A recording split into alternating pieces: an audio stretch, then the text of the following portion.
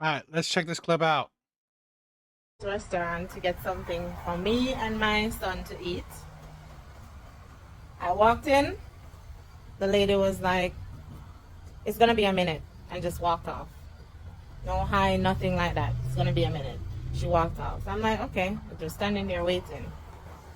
The next 2 minutes, two white people came in, and she, "Oh, hi, welcome," and then they just go ahead and sit.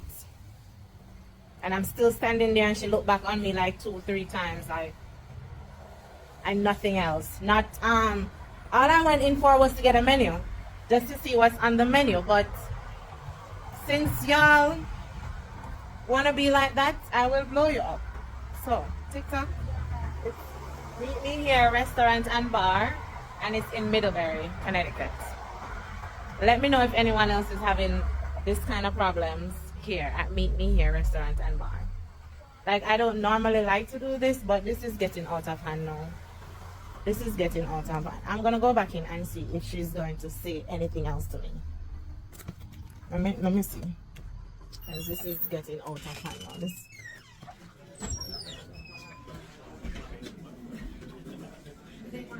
and she just look at me again and don't say a thing. She just look at me and don't say one word. There's a lot of empty tables and chairs in here, and all she did was look at me and don't say a word. Because I'm not white enough to eat in their restaurant, so I'll take my money elsewhere. Hmm. Here's the thing where I definitely don't think that we should be discriminating people on our skin color, based on our skin color. So refusing service refusing service based on your skin color is absolutely idiotic for business. Um but I don't know the legality of it. I mean, you can refuse service, which, you know, if they just did that, like saying that, you know what, I'm sorry, we're not gonna accept you, but you're pretty much saying that you're not accepting her because of her skin tone. But it's like, at least have the balls to do it, right? I mean, like, you say that, oh, you gotta wait, and then you let other people go in front of her. It's like, it's such a, it's already a disgusting move, and now it's even more dishonest, or what is it, low of you, making the person wait. It's like, you at least you could be honest to their face. Um, yeah, I do think it's this a disgusting thing where this is a thing. We have so many people that, you know, I don't disagree that we have racist people in here. We have jerks. We have asses, right?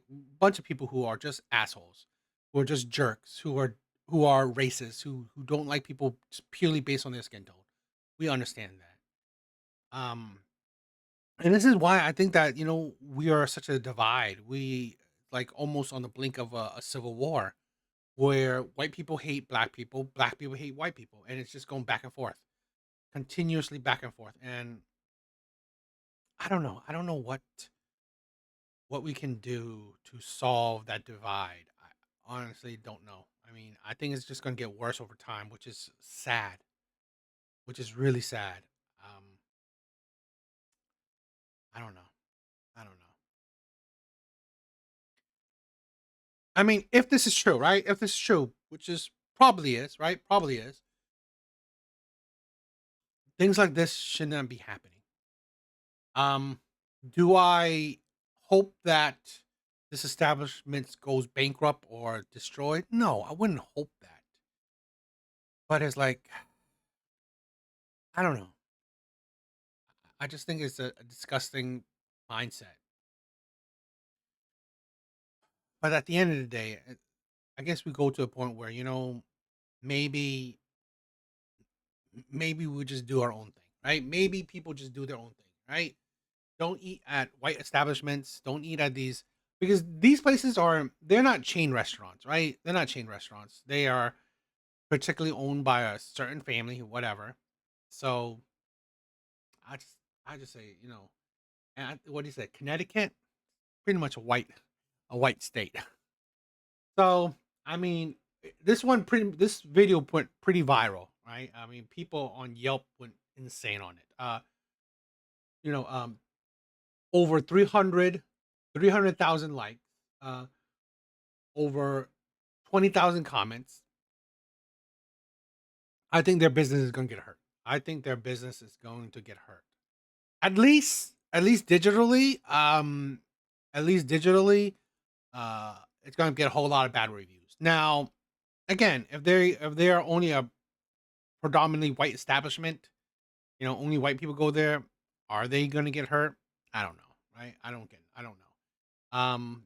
I'll say this: at the end of the day, if you don't like, as a person of color, you don't like this establishment, I guess this is fine. Promote it where don't go here, right? This is not a good place to go to. And this place, these people are biased. These people care about your skin tone.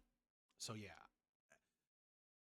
I've said this, right? I've never discounted that there are racist people out there. There are. I've said this. I don't believe there's systemic racism.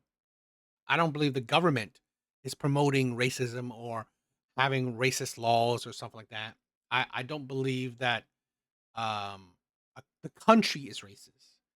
I believe that at an individual level, at a specific level, yeah, people are racist. People are terrible. I mean, you go anywhere, people will have biases and preconceptions and you know views about you. So, uh, yeah, I want more people to understand that. Let's not judge people uh, by our skin tone, right? Let's not. I really wish people don't do that, right? Don't judge people by their gender. Don't judge people by their skin tone. Don't judge people by their orientation. Don't just judge people by that. We need to judge people by their character, by their morality, by their principles, by their personality, right? I hope there's more of that. At this motherfucking Amish market. Hold up, y'all. Let me get a good view so I can show y'all the signs. Honestly, I just came in this motherfucker for one thing. A motherfucking pretzel. A Cajun crab pretzel. Yes, I did. And today, I'm gonna try the mango smoothie. This is what I'm looking like, y'all. And mindsets and actions like this does not help. This is one of the things where one of the things is the problem is that people have biases. They have stereotypes. They've it's like, and this is the problem with social media, the problem with the TV entertainment, problems with that, where they paint a certain picture of black people. So now this is the image you feel, right? I'm not gonna serve you because I don't want your ratchetness. I don't want your ghetto-ness. I don't want your attitude and stuff like that. And that's the mindset that you know we are presenting, and shit like this helps perpetuate.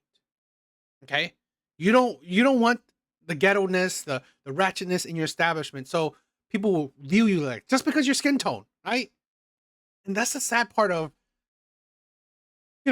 that's part of stereotypes, part of biases.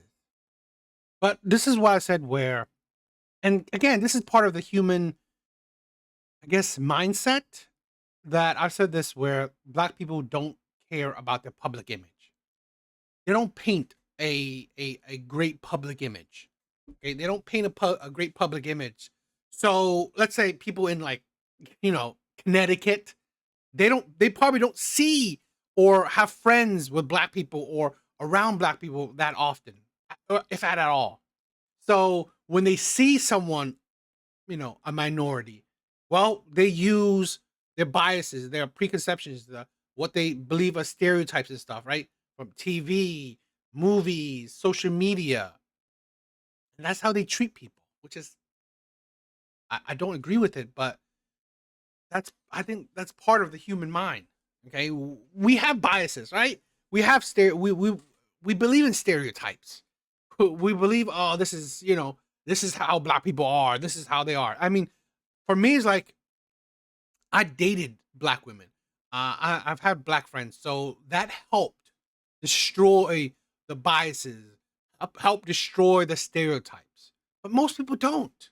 Most people are not dating, black people. Most people are not interacting with black people on a friendship level, okay, on a more personal level. So it is hard.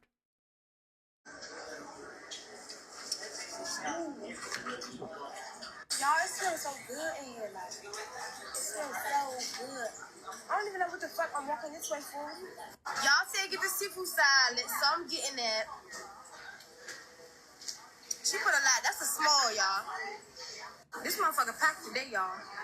This is very disrespectful to yourself as a woman, to an Amish market, and just in all categories of disrespect. You don't care how people view you. You don't care about people's perception of you. You don't care how you view yourself. And the way that you carry yourself as a woman is a reflection of who you are. And then you go into an Amish market where predominantly Amish people are known for their practical and modest way of dressing that's reflect. And this is the thing I gotta say too, where I don't necessarily agree with it, that you should treat people not based on their skin tone, right? Not based on their skin color, not based on their genders, so on. I don't agree to, treating people based on that. The sad part is that we do, right? Let's say this. If you even go to another country, they will treat you like what they believe American is, right? Like, you name it, a country, whatever. They will view you as an American. They will treat you as such. They will view you as such. They think, oh, whatever they think is an American, right? They will have the bias, the stereotypes of you like that. So it's a world thing. It's a human thing. We have biases. We have stereotypes. You know, and I don't think you should be shackled to your stereotypes. But it's reality. It's reality. So this is a thing where the sad part is, yes, so many people say, oh, black people are not a monolith, men are not a monolith, women are not a monolith. But here's the thing. Let's say with men. Let's say with men, where so many people say men are violent, but a lot of men aren't. Majority of men aren't. And to combat the monolithic viewpoint of men are violent is that most men do not be violent, right? Most men are not doing violent things, right? Most men are controlling their emotions. So most men are trying to establish a better public image. Because again, you see the numbers. Most men don't do violent acts. Most men are not criminals. So, this is the thing. Again, men would not want to be grouped in with this, but men are. So same thing with like the black community. Again, you're not a monolith, right? The black community is not a monolith. But again, you say it, but it's not reality. People have biases. People view stereotypes. So this is why, understanding and knowing that you represent your community is so important. You represent your community. You represent your culture. You represent your people is an important thing. And it happens, right? When you go to another country, you represent your country. When you go, when you're around certain people, you represent your people. That shit is, this is how it is. That's just how it is. So this is why I say that, the black community don't care about their public image, because they're not trying to combat it. They said, why would I change my public image? Why must I change my public image for you to treat me better? It's just fucking how it is. That's reality. Okay. If your public image, if Asian people's public image is like, I don't know, trashy, violent, criminals, whatever. Okay. All the negativity, right? All the negatives. We wouldn't want that. We would understand that that's a terrible image. And you will combat it because you don't want people to view you, because you're an Asian. They're going to view you, with this umbrella, this image of this umbrella, ideology of whatever the stereotype. It's terrible, right? Like, Like viewing Asian people like off the boat. They don't know how to talk. They don't know English. Small penis size. Um, Small people, right? They're short people. All these terrible image. A lot of them you can't control, right? I mean, like what can you control physically? If a lot of Asian people are short, they're short. You can't change that really. But again, Asian people try to combat as many negative images as they can because they know it, right? People will generally view you as a whole, as a monolith. It's just how it is. To their faith. And you just go up in there and just deteriorate all of that by looking how you looking. No one telling you need to dress Amish, but you should have respect wherever you go. And it's just sad to see our women walk around with these 3 or 4 looks and energy, and it's just so accepted. And I looked at the video, and the video got hella likes. I think like 80,000 or something like that. Of course, you had opposing people in the comments saying that, oh, I wouldn't do that while you out there dressed like that with a bonnet and booty shorts. But clearly, most people did not care about it. The majority of the people that liked the video, they were obviously against the comments. 80,000 likes? That is crazy. That's why I tell people all the time, stereotypes are created. They didn't just formulate themselves out of nowhere. They were created. So I'm back at this motherfucker. Like you said, stereotypes are created. The worst part is that they're perpetuated. They are sustained, right? Stereotypes they weren't just created and just disappeared. No. They are upkept. And that's the worst part right there. Upkeeping the stereotypes, upkeeping the biases. It's terrible.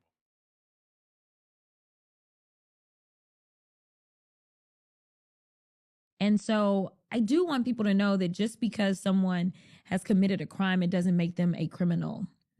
That is completely different. Being a criminal is more so about your mindset. Committing a crime can come for a lot of different reasons. Wow, inspiring stuff. And so I do want people to know that just because someone has committed a crime, it doesn't make them a criminal. That is completely different. Being a criminal is more so about your mindset. Committing a crime can come for a lot of different reasons. Wow, inspiring stuff. And so Criminality is an act, right? Committing a crime is you're committing a crime. You're doing something illegal. This is the thing. Again, shit like this just adds to why. Imagine this, right? Imagine this. A white person in rural Connecticut sees people like this, talking like this. You think that they will have a good view of black people? No. And this is the black woman in leadership, a black woman with power. Shit like this will only stir up hate. Shit like this will only stir up hate. It will stir up the hate that already exists. It doesn't dissipate the hate. It doesn't lessen the hate. It doesn't cure the hate when you have stupidity like this. Okay? When you have people that are in leadership and leadership roles, particularly for the black community, and has a mindset like this. And then let's say this, a stereotype, well, people view that there's a lot of criminality in the black community. A lot of criminality in the black community. And then this shit comes out. Right? This woman who has power, who essentially represents the black community. And she's excusing, no, criminal is not a bad thing. You think people will, now I just got a better image of black people, right? Oh, the black people are so amazing. Really? This is a negative viewpoint. This is just, right? Like this is right here. Like I said, it adds to, it cultivates, it perpetuates stereotypes right here. Shit like this is sad. Really sad. Uncomfortable conversation that I want to facilitate. To my white brothers and sisters, how would you hope your minority friends respond to the celebration of Charlie Kirk's life when he has very publicly said things like this? I live like a capitalist every single day, Cenk. I live as a capitalist. Because of DEI, it begs the question when you see a black pilot, you wonder, you say, I hope they are qualified. If I'm dealing with somebody in customer service who's a moronic black woman, I wonder, is she there because of her excellence? And Michelle Obama and Sheila Jackson Lee and Ketanji Brown Jackson were affirmative action picks.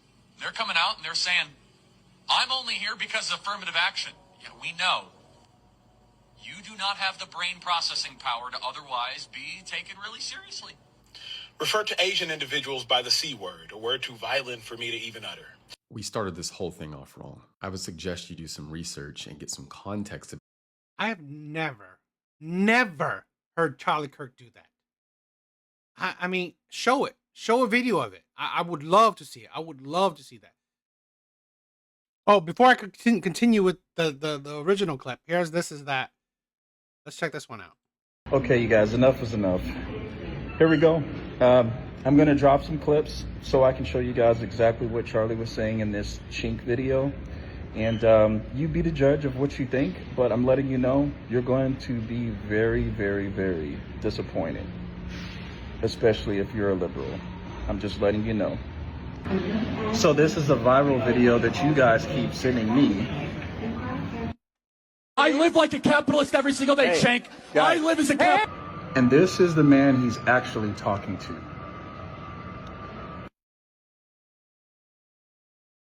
His name is Cenk Uygur,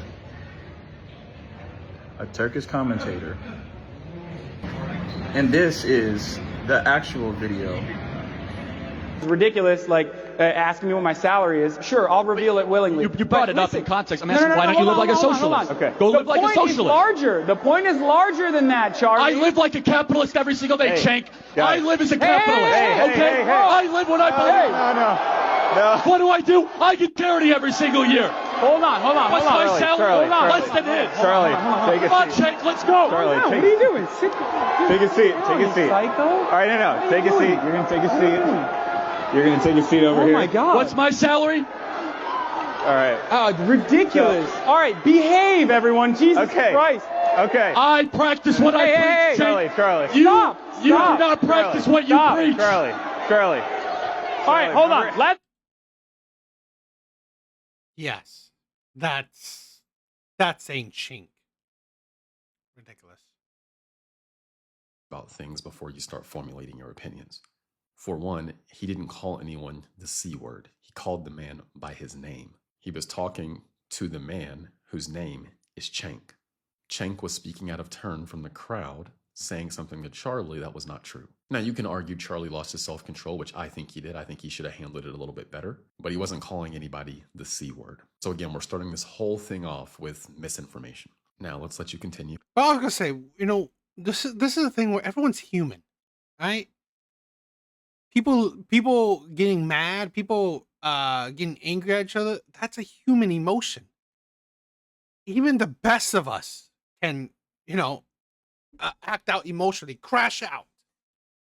Refer to Michelle Obama and Ketanji Brown Jackson of the Supreme Court, both Harvard graduates, as not having the brain processing power to be taken seriously. Yes, he can critique their brain processing power. Also, Ketanji Brown Jackson and Kamala Harris are both DEI hires. And I'll show you the proof here in a second. But back to brain processing power. Let's go back to Ketanji Brown Jackson when she was asked a question. Watch this. Can you provide a definition for the word woman?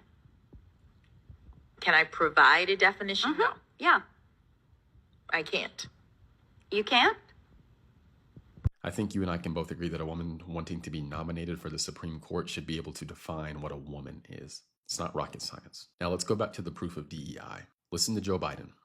I committed that if I'm elected president, have an opportunity to appoint someone to the courts, I'll appoint the first black woman to the courts. It's required that they have representation now. It's long overdue. Secondly, if I'm elected president, my cabinet, my administration will look like the country. And I commit that I will, in fact, I'll pick a woman to be vice president. So yes, in the 2020 primary. So all you care about was that you picked a black woman. That's it. Not that you picked the best candidate to be with you, right? It's not like you picked the best president, the smartest, the most accomplished president or vice president. You picked a woman, a black or supposedly black woman. a woman of color. Great. Primaries, Joe Biden told us what he was going to do. Ketanji Brown Jackson and Kamala Harris were both DEI hires or appointees or picks, whatever you want to say. And his DEI appointee to the Supreme Court couldn't even define what a woman is. Joe Biden didn't say, hey, I'm going to go find the absolute best person for the job. I don't care if they're a man, I don't care if they're a woman. I'm going to go find the best person for the job. He said, I'm going to put women in both positions, and I'm going to put a black woman on the Supreme Court. And that is the energy the left was trying to spread across the country. And for a while, that was spreading across the country. There are also many people on the left who try to lower standards for black people. So just because someone like Joe Biden says somebody's qualified, what is their definition of qualified? So what Charlie Kirk is saying makes perfect sense. If you know a bunch of people are getting put in positions due to the color of their skin, that begs the question, are they actually qualified? Because we know it's not about merit at this point, it's about skin color. And Joe Biden was trying to set that precedent from the top. So no, Charlie's not wrong for saying that. And also, I want to go back to Charlie saying this. If I'm dealing with somebody in customer service who's a moronic black woman, I wonder, is she there because of her excellence? I think a lot of people are going to take that out of context, and he said that black women are moronic. That is not what he said. He was being very specific with what he said. He said a moronic black woman. He didn't say black women are all moronic. He's giving a very specific situation. If there's a moronic black woman in customer service that's not doing good at her job. And this is my problem, okay? It's been years where Charlie Kirk went on public campuses, public spaces. None of these people who now after he died, okay, had disagreements with him, didn't have the balls, didn't have the guts to confront him face to face and debate him. None of these people. All the people that are saying all the shit that they're saying, they had the opportunity, right? The opportunity to debate this man face to face. None of these people had the guts. None of these people had the balls to do it. He wonders if she's there due to merit or if she's a DEI hire because people are focusing on skin color aggressively in their hiring processes. That's not racist. So I'm not speaking for white people. I can't speak for them specifically here. What I'm saying, though, is I would expect black people to be able to see these things for what they are and not be emotionally manipulated by compilations that aren't really accurate about what's going on. I would expect black people to do their research, no offense, like you didn't because you thought he called him a slur when he just called him by his name. I would expect us to do more research about many of these topics rather than just seeing something taken out of context and then latching onto that and saying, oh, he's racist, he's a bigot, he's this, he's that. So I would expect black people to be better than that and see through a bunch of these lies that are being spread. And then if you're able to see through the lies that are being spread, there's no reason to be offended about people celebrating his life. Anyway, just a reminder. It's terrible. Absolutely terrible. Social welfare program should be how do we keep the family together and put dads back in the family. Yes. That is the number one priority. We don't have to overthink it. Every number gets better for every community if dads are around. Every number gets worse when dads are not around. Unfortunately, in the black community, dads are the most absent of any community. About 2/3 of all black youth will be raised without a stable father around. And I know it's crazy, right? And that little precious angel of yours deserves to have a father around. Precious angel. Doesn't seem like he hates black people like that much, right? Let's compare it to the first video, right? Doesn't seem like he hates black people that much. Where he's not like people who actually are racist, who would actually judge you purely on your skin tone. He's a man who said this is one of the things why I like Charlie Kirk, where he said it before. He would not judge you based on your skin tone. He wants to judge people based on their merits, on their moralities, on their principles, on their personality, on who they are inside. If this man, this is why I believe this man was so important. Because he needed to be pushing this narrative around. Stop judging people based on such stupid shit. Their skin tone, their gender, their orientation. Stop it. And For daughters and for sons, it's different things. For a daughter, that's a father figure to look up to say that is how a man should act, and someone that I ought to one day marry, someone that will protect me from a vicious world, and someone that makes me understand what strength and not brutality looks like, what justice but not revenge looks like. To have a father figure is a silent way of forming a child to be a mature citizen. And unfortunately, as we've removed dads from families, government has come in and has taken the place. So some people need help and they need social assistance.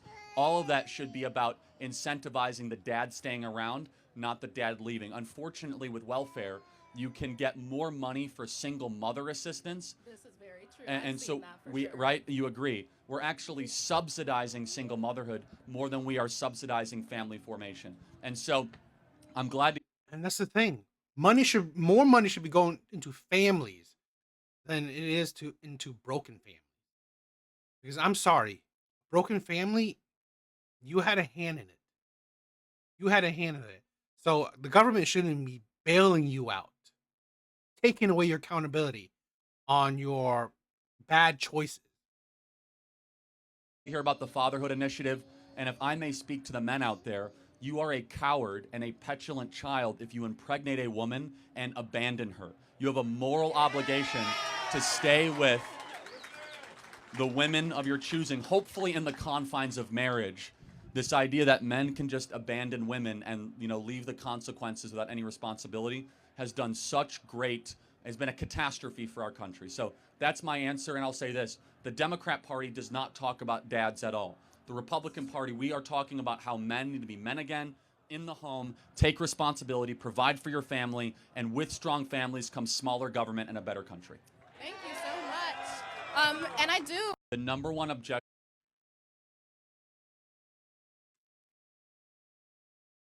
Amazing man.